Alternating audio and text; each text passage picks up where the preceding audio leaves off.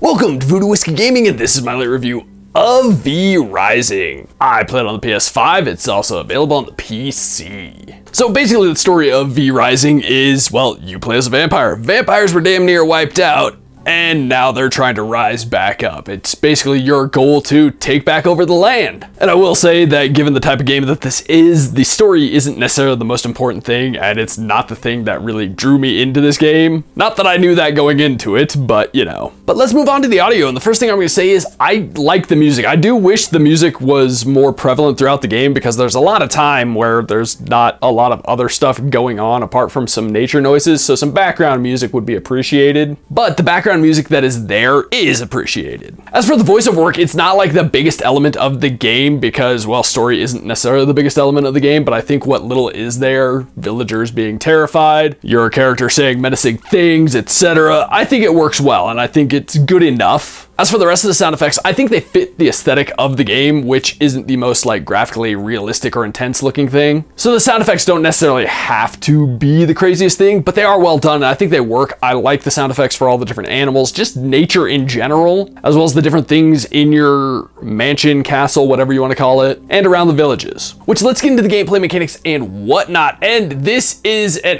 isometric survival game. So yes, you have the classic Diablo camera angle, but this is really a survival game at its heart. Despite the camera angle, it really isn't like an action RPG like Diablo or any of those. You do go around collecting resources, building up your mansion, building up your gear, taking humans as essentially pets, well, really servants, or you can imprison them as blood bags, because, well, you are a vampire. And admittedly, some of it is the kind of shit that you are used to from survival games where you really need to get a guide going to find certain things, how to progress in certain ways, or at least I found that necessary, although some of the stuff is very easily done. But my favorite thing about this game, and one of the things that turns me off on a lot of survival games, this game is objective oriented. I like survival games that are objective oriented. They make certain things easy, like tracking down certain enemies so that you can get certain weapon upgrades, so you can switch from using copper to iron. But at the same time, you get objectives for how to build up your castle, the next step in becoming a vampire overlord, essentially. And those are the ones where I occasionally needed a guide because they'll just say something kind of obscure and you're like, well, how do I do that? And you'll realize there's probably like 2 or 3 other steps, but that's fine because the guide, you know, you still have that objective rather than here is a world, go do whatever the fuck you'd like. That doesn't interest me personally. I like the objective oriented things. And like I said, that's what this is. You go around, you chop down trees, you break up rocks, you build up your house, you burn in the sun until you can build fucking stone walls, which that was frustrating. Once you've got stone walls, you can go in and you got a roof, and then you can do more crafting and whatnot in your mansion, which, man, you can break that down. You've got your ore crusher, you got your sawmill, but then it gets even crazier because first you start with like basic leather stuff, then you get into fancier armor, same with weapons, and you need new desks and workbenches and all of that. Basically everything upgrades. You've got your workbench for copper weapons and the base level stuff, but then you've got your fancier smithing one for the iron stuff, and so on and so on. And that's how basically everything works, whether it's armor, whether it's weapons, whether it's your servants, all of that. You can eventually build a throne and command your servants to go attack little villages and whatnot. There's a lot of cool stuff, and like I said, objectives, objectives, objectives. I enjoyed that. And when you look at this game, you may see something that looks like Diablo, but I will tell you straight away, and it needs to be said, this is nothing like that. This is a 100% survival game. Yes, you have objectives, yes, there is combat, but the combat is nowhere near as in depth as something like Diablo. There is a good level of depth to it. It's not as simplistic as it could be,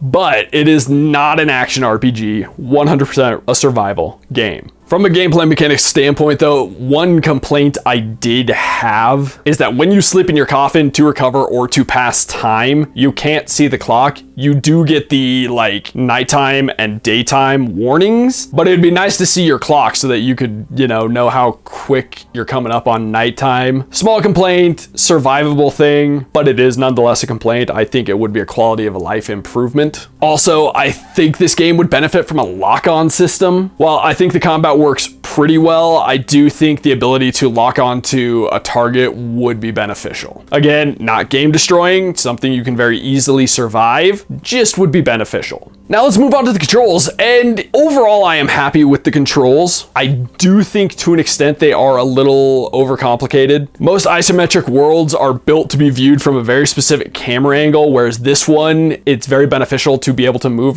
your camera around, which you can do, but you have to hold down, in my case, the L2 button to then use the right stick to control the camera, which is fine. You get used to it. I just don't love it. I wish it was something you could do by not holding down the L2, just, you know, swinging the camera around with the right stick, just plain old. Specifically when I'm running from place to place, it's just easier to control your character that way, in my opinion, and make sure I'm successfully getting where I need to be and quickly and easily and all of that jazz. Especially comes in handy when you're just trying to get around and you're trying to avoid combat. That being said, I found the controls to be responsive. I really don't have any major complaints with the controls. I just wish that they simplified the camera control element. Then last but not least, the graphics and visuals. And this isn't like a hyper-realistic game. It's not trying to be the best looking thing it can be, despite using the isometric camera angle. It has a kind of cartoony, cel-shaded look to it. That being said, you can make your vampire look pretty damn, you know, evil and wicked and not child-friendly like you'd think from something cel-shaded. That's one thing I enjoyed, was the amount of options you had when creating your character. I think they did an awesome job with the variety and making your vampire look, you know, pretty vampire or like ghoulish vampire. You know, Interview with a Vampire versus Nosferatu. But I did enjoy that, and beyond that, I enjoyed the world. I thought the world was really cool. There are undead enemies, which I think those are fun and well designed, and I like their add to it. I mean, the further you get, the more advanced the enemies get, you do get a better variety. But I also like the wildlife running around, the rabbits, the rats, the deer, the whatever, the wolves. And then you've got the humans. There's humans patrolling the roads. There's humans patrolling the villages. There's regular villagers just at farms. You've got people mining. You've got all sorts of stuff. And I think that was really cool. And while there's not the widest variety in their designs, I think what they did is cool, because you know when a guy's a miner when you see him. You know when a guy's, you know, patrolling. You can start to pick up on things by the weapons they're carrying, items, their garb, etc. One of my favorite things in the world is the world itself. It's a living, breathing world, and it feels like a living, breathing world. You'll have wolves hunting deer, and if you're in vampire form, the wolves will attack you. But if you're in your wolf form, yes, you get a wolf form. I didn't mention that in the gameplay. But if you're in wolf form, they're not going to attack you. They'll leave you alone. Vampire wolf form, you'll get attacked by humans though. But that's another cool thing, is like the wolves will attack the regular humans. The humans will fight with the undead. Other creatures out there, like the, what are they? The gravediggers, corpse worms, something like that. Can't remember. They'll fight other things. Like, it's really cool that you can just stumble upon these creatures kind of going to war with each other, essentially, or wolves defending their territory and humans defending from wolves, etc. It's an element in the world that I really appreciated. It's one of those things that not every game hits, but it makes the world feel alive, and that's what I appreciate. The amount of detail in the world fits with the cel-shaded kind of cartoonier look, but the amount of detail they put into making it feel like a living, breathing world, I think that's one of the most standout features from a graphics and design standpoint. Which, that being said, I also think just generally the art style is really cool. I like the way my castle is turning out. I built a second one, and that one's turning out way cooler than the first one. But I enjoy that. I like the different elements, the different floorings you can do, the different walls, and how you can finish your walls with like wood paneling and stuff and make it look all like fancy inside. Not there yet. Everything about it from a visual standpoint, I think, is actually really cool and really well executed. And yeah, it doesn't have to be the prettiest thing, but it's also not trying to be the prettiest thing, which, as I've said in the past, will help this game age well from a visual standpoint. So my last and final complaint is this game did crash on me a couple times, specifically when